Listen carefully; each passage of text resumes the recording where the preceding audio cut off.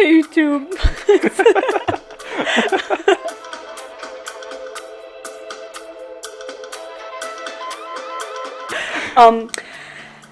Welcome back to episode 4 of... Please talk normally. Sorry. So we're drawing your character, Pat. Can you tell us about your character a little bit? Alright, so his name's Marcus Aurelius. He's the son of the richest family, or guy, in a massive city that's like a merchant city. And they own all the gold mines in the city. And his dad wanted him to take over the family business. But when they were young, his dad took him sailing, and Marcus fell in love. And he's like, oh gosh, I just want to sail my life away. And his dad, being a nice supportive man, buys him a massive boat. And he gets to sail a lot, and that's it. Daddy bought him a boat? Yeah, Daddy bought him a boat. That's so nice. Well, it's like a warship for the city, because he's fucking rich. Okay. Is cursing a thing in your videos? Yes, it can be a thing. Okay, great. If you want. Because he's fucking rich. So, because Pat's here, we're going to talk about Naruto again. Hi. I hope that's not too much of a problem, but so I had asked you prior to recording if you could think of like a good character in Naruto. You immediately said Itachi Uchiha. So explain why, like in an eggshell. In an eggshell? That's not a thing. In a nutshell. I mean, the short version is because I'm a straight man who wants to get inside him. Okay. In an eggshell. Right. The long version. That we all want to... And also I said this, like, if you don't... You're not a fan of Naruto if you don't want to screw Itachi. Yeah. Yeah, so... You're not a human being with feelings if you don't want to screw Itachi. So that comes without saying. But other than, like, how much you'd like to ravage his ass... Please. Gamer Girl XD, I'm so sorry. Why else? I think he has one of the most intricate backstories of any character ever created, to my eyes. And then he's very well created in terms of being mysterious and like smart, and like he has his flaws, you know, he's a very flawed character. But he still manages to be fucking perfect. At the same time. At the same time. What are his flaws?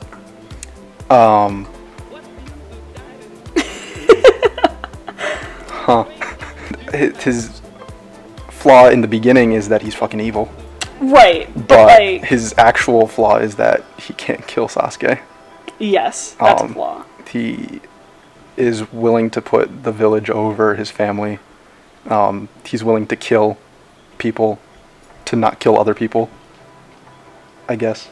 I think, like something else, because I remember I was watching it with my sister, and like his backstory kind of got revealed, and she was like, oh, that's all well and good, I'm like emotionally destroyed from that, blah, blah, blah. But she was also like, why didn't he just leave him alone? Like, why did he have to torture Sasuke? If he cared for his brother so much, why didn't he just... I mean, my headcanon is that he's preparing Sasuke in the future to take his Mangekyo, get the Eternal Mangekyo, and then fight Madara. Yeah. Okay, so, like, I still think, though, like, with that whole plan... Because doing that, he, like, destroys his younger brother, like, psychologically. Like, and I don't know, I think that's kind of fucked up. Definitely fucked up. Damn. Itachi, I don't know, man. Damn. And then not to mention, you know, he has to do a bunch of evil shit for the Akatsuki. Yeah. And does he ever become evil, you know? Or is he still always the good guy? Yeah. How many evil things do you have to do before you become evil? And do you have to, you know, have the mentality of being evil to become evil? Yeah, totally. He's the best example of an interesting badass character who's not transitioned into becoming like a godly figure, you know what I mean? Yeah. Because usually when you make an interesting, strong character, they become too good, and then like you can't connect with them on any emotional level, and so they just become like, oh, this guy's great, and there's no interesting part about him. Mm-hmm. Would you feel like Minato does that at all? Yeah, Minato does that a lot, because like Minato's not in the show a lot. He's in the show like every once in a while, and he never has a flaw. There's never anything wrong with Minato. He's the perfect character, and like that's fine. I like Minato, but god fucking damn it, Minato, do something wrong in your life. Yeah. Try to fuck up once. So, and we were going to talk about characters we don't like, but really quick, just to like break from Naruto. I mean, we will return to Naruto, but I also mentioned like Tony Stark as a great character. Or I'm sorry, you mentioned Tony Stark, but why did you say that? Well, I want to think of characters who everybody knows, and everybody knows Tony Stark and Iron Man. Yeah. And I think he's a great character because the superhero character was being created at the time, and he just became the antithesis of every other superhero character. SAT words. Shh, I'm talking. Break it out. So he became the opposite of every single superhero character. He revealed that he's a superhero. He doesn't care what anybody else thinks about him. All he does is, make fun of kids and be egotistical, and, he's a badass. And I don't know, I think that's very cool when a character is the complete opposite of what he should be. So, Spider-Man's a nice guy, and, Batman kind of. They're all nice guys, but Tony Stark is not A nice guy. a nice guy. And I think he was, the first of that trope as well, of Yeah. not being a nice guy. So, because I feel like they do that now, Deadpool Yeah. reminds me of that. And in the same vein, for superheroes, Joker is the antithesis of all the villains. Because, all the villains have, a tragic backstory, and, they're angry about something or other, or they're sad, and they just want to get revenge. But Joker's just, hey, let's have fun. And kill people and burn things and blow things up. Yeah. Let's see what happens. On the other side now, crappy characters. Sakura. Yeah, we talked about Sakura. And I have a lot of Sakura feelings, as you know. Yes. But go ahead. Don't talk to me about your Sakura feelings. I have all of them. Sakura was written poorly by the Naruto creators, true, but she's the worst ninja in a squad of godly ninjas. She's teammates with Sasuke and Naruto, who become gods in the Naruto universe, essentially. And then her sensei is Kakashi, who becomes a Hokage. And she is nothing. Spoilers. No spoilers here. She becomes nothing, ever. I'm playing devil's advocate for the Sakura fans that I know are out there. Right? Just you. She's Tsudane's protege, who is quotation marks, the greatest female kunoichi, which makes her technically the greatest female kunoichi. So she gets 100 healings and all that. She does nothing. The whole show. Sasuke, Naruto. And that's part of being written poorly, but that's also just the plot of the story enables her to become a piece of shit. Yeah, no, you are correct. And I love Sakura. And there's there's nothing interesting about her either. You can be Well, that's an opinion. okay, her hair color's interesting, and that's about it. Cuz there are other characters who don't become amazing, shinobi, kunoichi. And they're interesting. Shikamaru's interesting. Neji's interesting because you fucking hate Neji. I do hate Neji. Even Zazuba, Who are you talking about? the big sword man. Zabuza? Zabuza, Oh, you know how what I mean. embarrassing. I'll leave now. But he's interesting, right? Because he has something interesting about him. He has a backstory. Yeah. And Sakura has nothing. Her backstory is she liked Sasuke, Yeah. and then she continues that with the rest of the fucking show. Right. All 1,000 episodes worth. In the beginning of Shippuden, if you remember the beginning of Shippuden, you watched it kind of recently, more Yes. recently than I have. Yes. They do the bell test again in Shippuden, right? Yes. And I think she really shines there at first, and then she fights Sasori, and that's pretty cool. And she's punching things, and she's being smart. Well, even in her Hold fight up. against Sasori, she's being controlled by Chiyo. Yes. However, she gets a fight though where she's, I think, the more important one, right? And in the bell test, she's with Naruto, but she's doing something. And then after season 1, as we go on, she just becomes nothing. Yeah. She has moments where they're oh, gotta make Sakura a character again. Oh, and so yeah, I she fights forgot. Sasori, and then there's a point where Sasuke attacks the Hokage summit, and she's oh Yeah. gosh, gotta kill Sasuke. And that's pretty cool because now she's not in love with Sasuke. Plot twist. Yeah. Because that's the character biggest plot development, twist in wow. Naruto. And then she goes on ahead to have to be saved 3 times by Kakashi and Naruto during the Sasuke fight on the bridge, and becomes a little bitch again. Because she can't do anything but. She's, but if they want to make her an awesome medic, and I personally am fine with her personality. I think she's fine. Other than the Sasuke obsession. Literally, other than that. Yeah. Just the way she interacts with people, I'm all good with. Yeah, I'm fine with that. Too. And like the strength, kind of those chakra punches, whatever she's doing, and the 100 healings I love. But like all that is great, and then they don't take the opportunity to advance it along with everyone else that progresses. Yeah. She doesn't progress. And so I feel like she never progresses past Tsunade, which she should have. yeah. Because, yeah. like, you know, Sasuke progresses past Itachi or Kakashi or whoever you want to say is his, you know, Orochimaru. Orochimaru, sure. And Naruto progresses past Jiraiya and his dad. And she just, you know, gets a little better. Tries a little harder. Yeah, totally. You haven't finished Shippuden yet. No. I am really close to it. I'm, like, so close. But they did have her, like, play a little bit. For a second. It was ruined by, like, this weird dialogue. But, like, you know, Naruto and Sasuke were like, alright, let's defeat the bad guy in this last punch.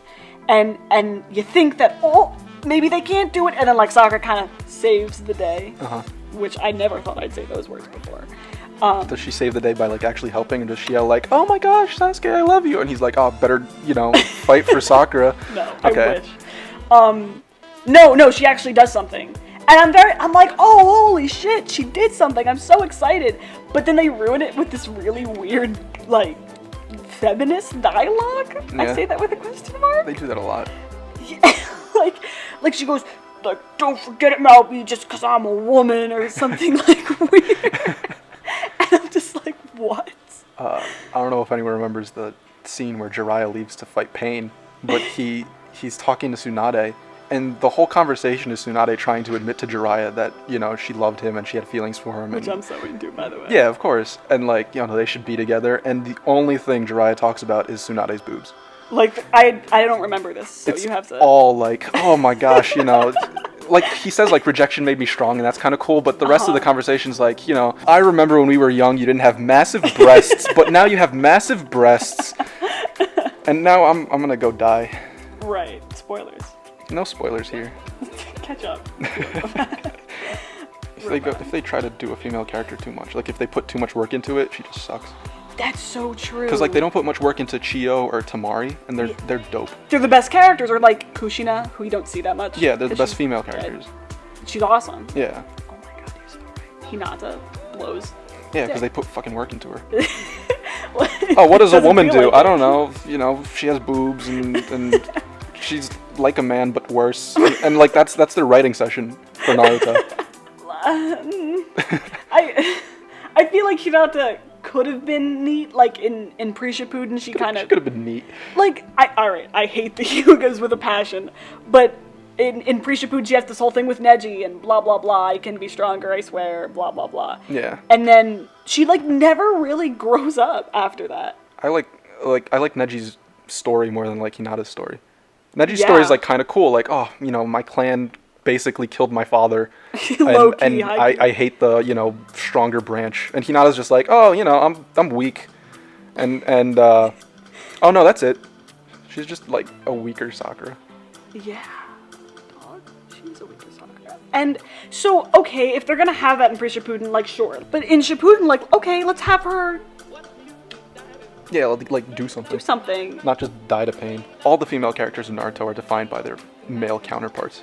So like Hinata's defined by Naruto, Sakura's defined by Sasuke, Tsunade's defined by Jiraiya. Kushina's defined by Minato. Yeah, like Conan's defined by like Nagato and shit. Like write a fucking character that's, you know, independent.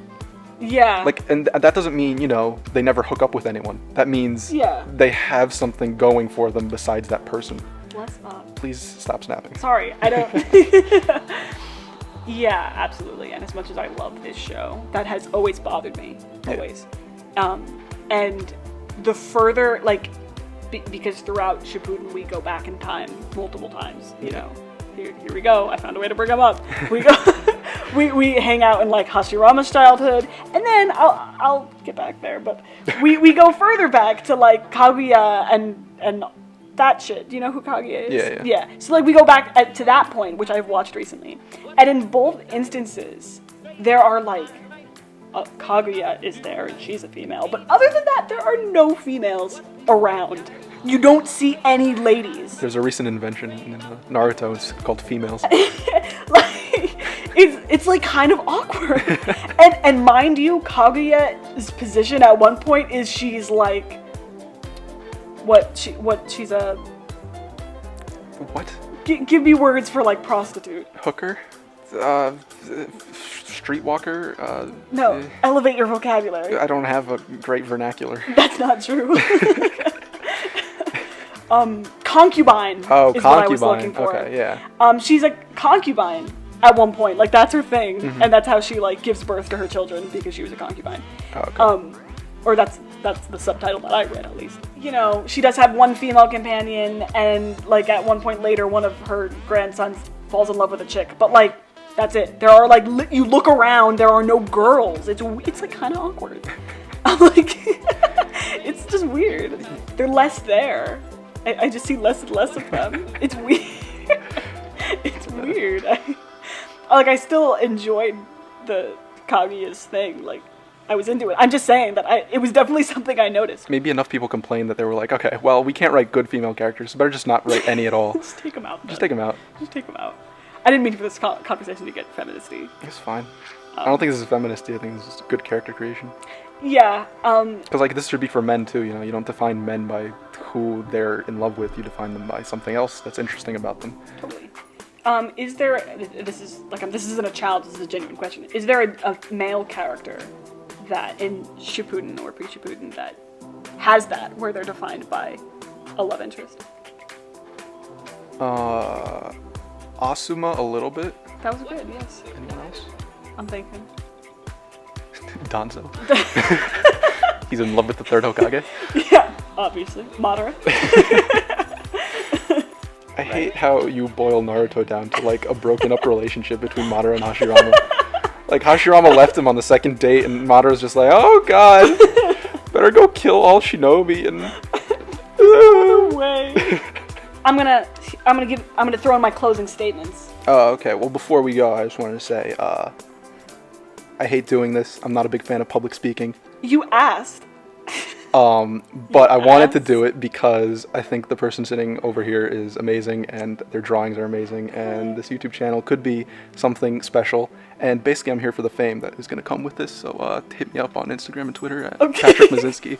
Yeah, okay. I appreciate it. I'm excited. I was on a little bit of a hiatus recently. Everyone, I apologize for that. The school year ended, so I'm kind of getting settled in now.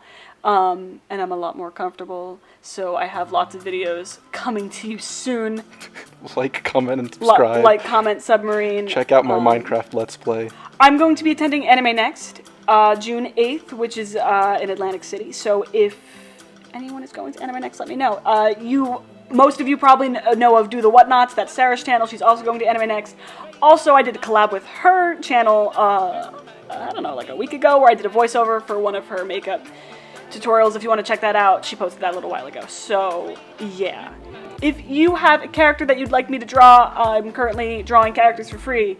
It's not going to last long because, message me on Tumblr instead of leaving comments down below because usually descriptions of characters are kind of long, so message me on Tumblr. Yeah, or check out her DeviantArt page. Oh my god, that's not funny. I'm deleting this. Don't even look for it. I was so mad at you in a genuine way. I was really upset. Why? Could you tell Yeah, that I of was course I mad? could tell. I was like really mad. It was not a big thing. Anyway. I just checked it out for 2 minutes. It was funny. For watching. Check out her DeviantArt page. And get ready for a new video coming up next week. What? Say bye, Pat. What? Bye. Ain't no use in diving. What's the use of diving? Straighten up, fly right. Straighten up, do right. Ain't no use in diving. What's the use of diving? Straighten up, fly right. Straighten up, do right.